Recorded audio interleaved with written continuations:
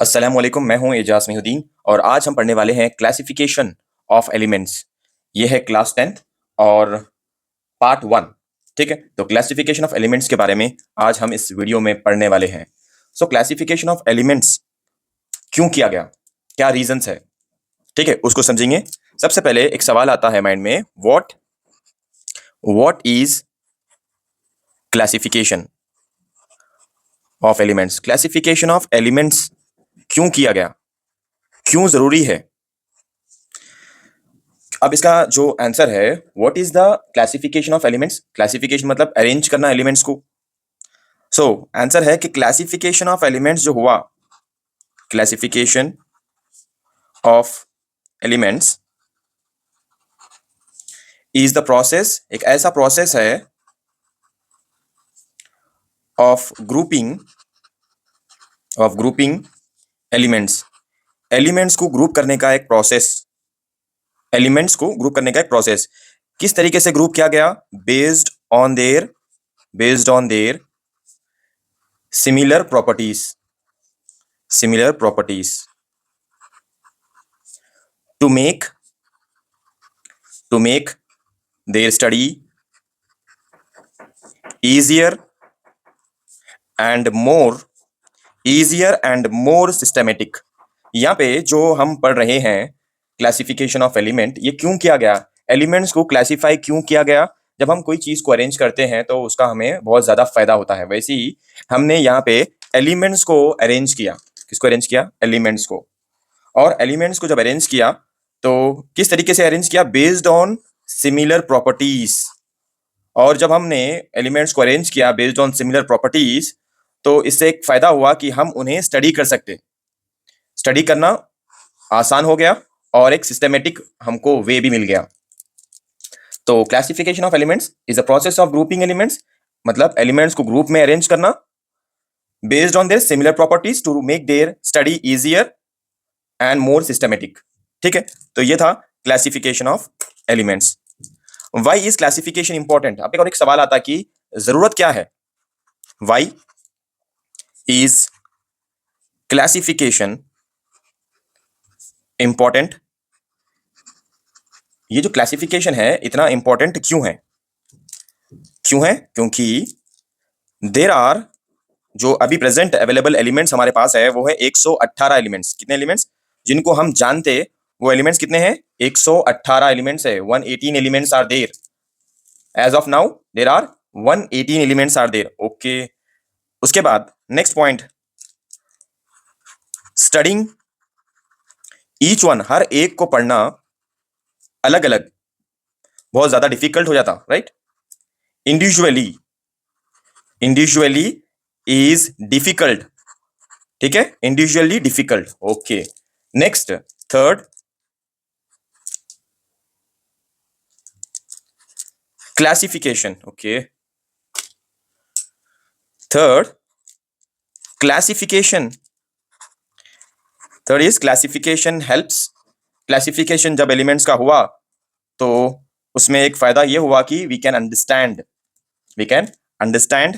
And predict, हम समझ सके और पहचान सके देयर बिहेवियर, एलिमेंट्स के बिहेवियर्स को हम अच्छी तरीके से जान सके। अब यहाँ पे मेरा सवाल ये है, क्वेश्चन क्या था हमारा, why is classification of elements is important.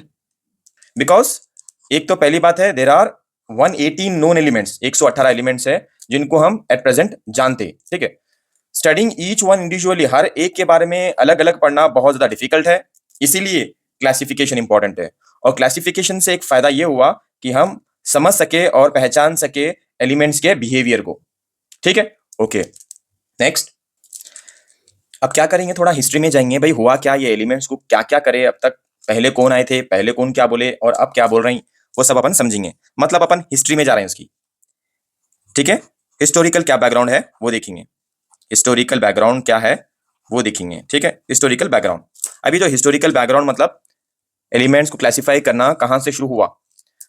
सबसे पहले आए साइंटिस्ट, उनका नाम है डोबरेनर। क्या नाम है, डोबरेनर।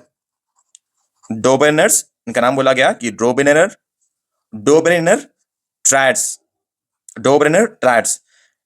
ये जो एलिमेंट्स को जब क्लासिफाई करना शुरू करे तो कौन सा ईयर था? 1817 में पहली बार डॉबरेनर बोले, उन्होंने एक मॉडल पेश करे, उसका नाम है डॉबरेनर ट्रैड्स।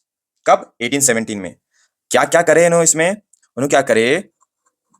ग्रुप्स ऑफ 3 एलिमेंट्स, 3 एलिमेंट्स के ग्रुप्स को लिए जिसके अंदर सिमिलर प्रॉपर्टीज थे। क्या करे? ऐसे एलिमेंट्स को उठाए जिसकी प्रॉपर्टीज सिमिलर थी। पहली चीज समझ गए आप? दूसरा, इनका पूरा फोकस था एटॉमिक मास के ऊपर, मतलब नो एलिमेंट्स को जब अरेंज करना चाहे तो उनका जो बेसिक आधार था वो था atomic mass. Atomic mass of the, इनका बोलना था कि atomic mass of the middle, atomic mass of the middle element, जो बीच का एलिमेंट रहता, is the average, is the average कहते, is the average of the other two, of the other two कहते। ठीक है। उसके बाद इसके एग्जांपल्स मैं दे सकता हूं आपको। एग्जांपल्स में सबसे पहला एग्जांपल है लिथियम, उसके बाद सोडियम, उसके बाद पोटेशियम। एग्जैक्टली ये डॉबरेनर है क्या? डॉबरेनर का जो ट्रैड्स था, डॉबरेनर ट्रैड्स नाम था, डॉबरेनर ट्रैड्स। ये ट्रैड्स का मतलब है 3 elements. Is an early attempt, पहली बार ये अटेम्प्ट किया गया, राइट, कि एलिमेंट्स को अरेंज किया गया, एलिमेंट्स को अरेंज किया गया और क्लासिफाई एलिमेंट्स इनटू ग्रुप्स। पहली बार एलिमेंट्स को ग्रुप में रखा गया based on their similar properties. ठीक है। और ग्रुप में कैसा रखे हो? 3 एलिमेंट्स, 3 एलिमेंट्स का ग्रुप बना के रखे, उसको बोला गया ट्रैड्स बोल के, TRIADS, ट्रैड्स। ठीक है। ओके। अब यहाँ पे अब एग्जाम्पल देख लो आप, मैं यहाँ ऑलरेडी लिख चुका हूं यहाँ पे। ठीक है। अब जो एलिमेंट है लिथियम, एलिमेंट का नाम है लिथियम, उसका सिंबल है, लिथियम का सिंबल है Li, और एटॉमिक मास कितना है? Atomic mass 7। 3 एलिमेंट्स लिए थे ना। उसके बाद था सोडियम का सिंबल है Na, atomic mass 23। Potassium symbol के, atomic mass 39।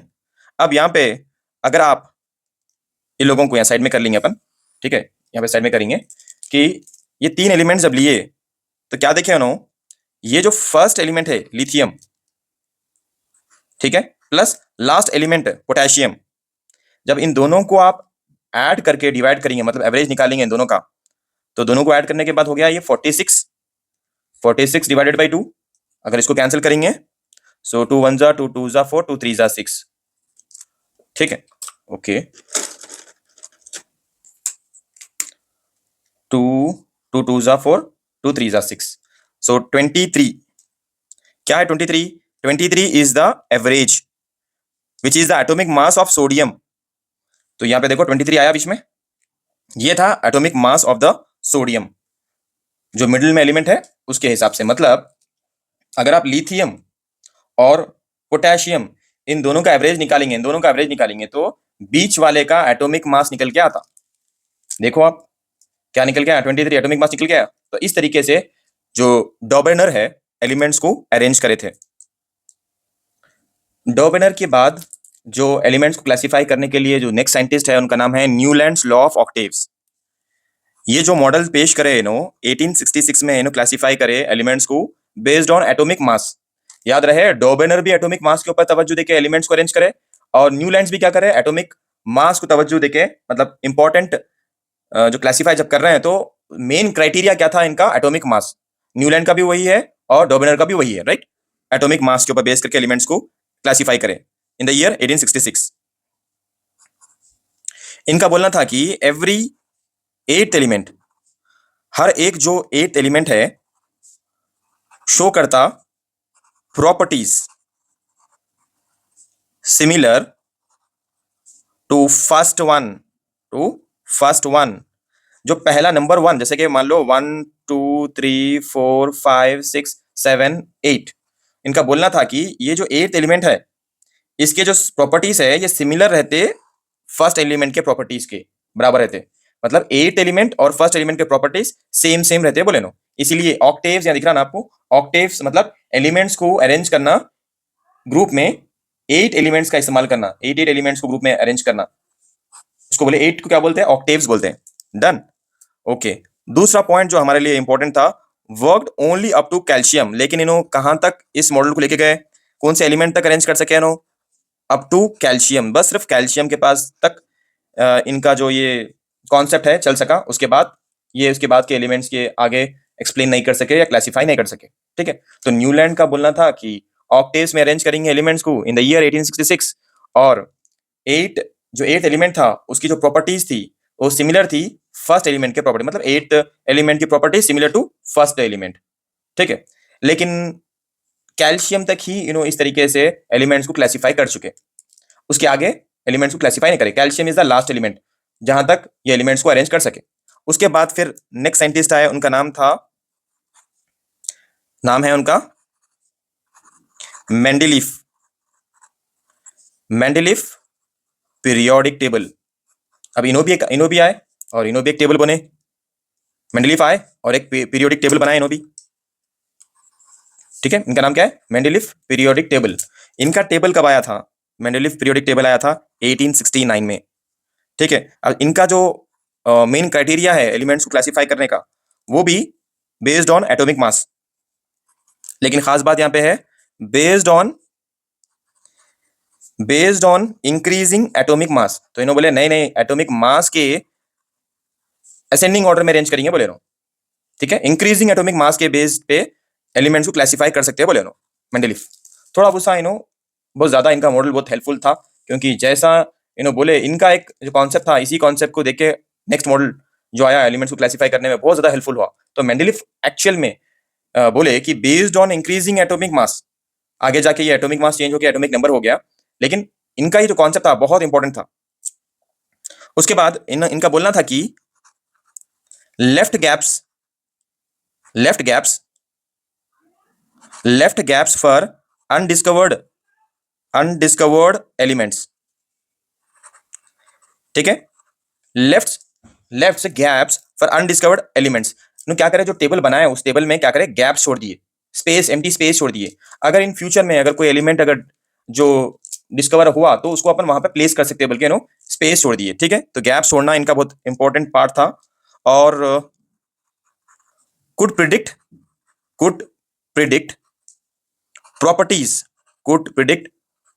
Properties of elements, और एलिमेंट्स के प्रॉपर्टीज को भी प्रिडिक्ट कर सकते थे। इनके मॉडल के जरिए एलिमेंट्स के प्रॉपर्टीज को भी प्रिडिक्ट कर सकते थे। तो मेंडेलीफ का रोल था मॉडर्न पीरियोडिक टेबल बनाने में, क्योंकि मेंडेलीफ पीरियोडिक टेबल जब बना कब, 1869 में, तो उन्होंने जो एलिमेंट्स को क्लासिफाई करने के लिए कौन सा तरीका अपनाए, वो है इंक्रीजिंग एटॉमिक मास इस्तेमाल करे। उसके बाद इंपॉर्टेंट चीज थी इनके मॉडल में, अगर कोई एलिमेंट को क्लासिफाई नहीं कर सके तो क्या करे, उस जगह पे स्पेस छोड़ दिए। इन फ्यूचर में कोई एलिमेंट्स अगर डिस्कवर हुए तो उस जगह पे, उस खाली जगह पे उन एलिमेंट्स को रख सके, इसीलिए स्पेस छोड़े। उसके बाद could predict properties of elements, और इनका मॉडल ऐसा था कि इसके जरिए हम पहचान सकते थे प्रॉपर्टीज ऑफ एलिमेंट्स। ठीक है, डन। बहुत छोटा इंट्रोडक्शन है इन लोगों का, और आगे हम डिटेल में पढ़ेंगे। सबसे पहले छोटा सा कॉन्सेप्ट आपके माइंड में आ जाए। नेक्स्ट है मॉडर्न पीरियोडिक टेबल। अब है फोर्थ जो मॉडल आया, उसका नाम है मॉडर्न पीरियोडिक टेबल। ठीक है, मॉडर्न पीरियोडिक टेबल। अब इस टेबल की खास बातें जो भी इंपॉर्टेंट है, जो आपको याद रखना जरूरी है एग्जाम के पर्सपेक्टिव। तो सबसे पहला ये मॉडल कब आया था, वो आया था 1913 में। ये मॉडल को पहली बार कौन प्रेजेंट करे थे इस मॉडल को, उनका नाम है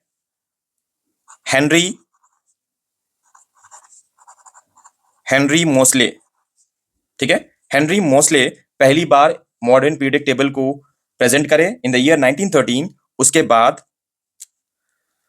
इनका जो एलिमेंट्स को क्लासिफाई करना था, अरेंज करना था, based on increasing atomic number. जितने भी इससे पहले साइंटिस्ट आए तो उनका फोकस एटॉमिक मास पे था, एटॉमिक नंबर पे नहीं था। लेकिन मॉडर्न पीरियोडिक टेबल में जो मोस्ले है, चेंज कर दिया, एटॉमिक मास की जगह पे उन्होंने यूज करे atomic number. Next, elements arrange in periods, और उन्होंने कैसा एलिमेंट्स को अरेंज करे, एलिमेंट्स अरेंज्ड इन पीरियड्स, ठीक है, एलिमेंट्स को अरेंज करे पीरियड्स, पीरियड्स मतलब रोज, मतलब रोज मतलब आड़े में, ऐसे आड़े में, राइट, आड़े में। और उसके बाद ग्रुप्स, उसको बोलते हैं columns, columns.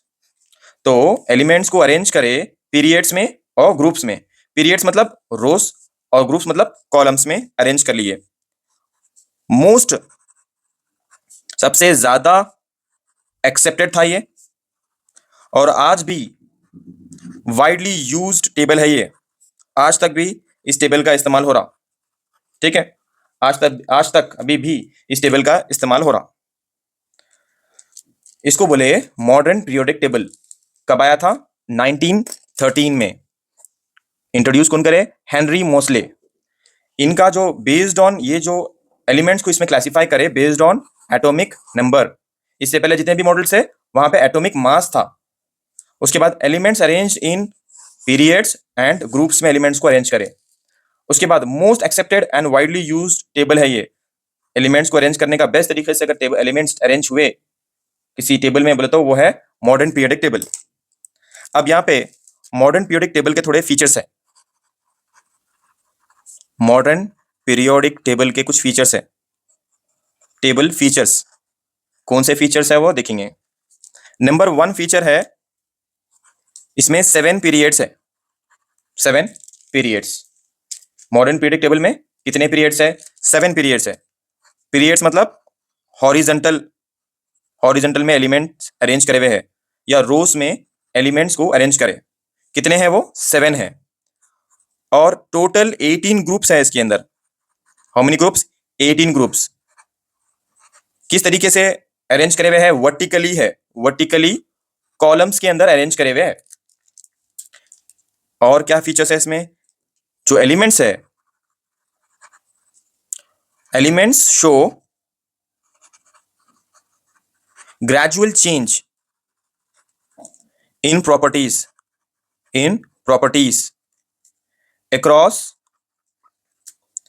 across a period and similar properties in a group,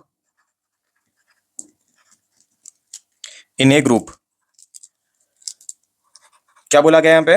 एक तो मॉडर्न पीरियोडिक टेबल के थोड़े फीचर्स यहाँ पे हम डिस्कस करें, स्पेशली वो 3 है। एक है 7 पीरियड्स है इसमें, जिनको हम हॉरिजॉन्टल रोज में देखते। 18 ग्रुप्स है जो वर्टिकली कॉलम्स में है। और जो क्या बोला गया? Elements show gradual change in properties. जो एलिमेंट्स जो पीरियड्स में है और ग्रुप्स में है, उनकी प्रॉपर्टीज के हिसाब से उनको पीरियड्स और ग्रुप्स में रखा गया, ठीक है, उनके सिमिलर प्रॉपर्टीज के हिसाब से उनको कुछ एलिमेंट्स को पीरियड्स में रखे, कुछ एलिमेंट्स को ग्रुप में रखे, ठीक है।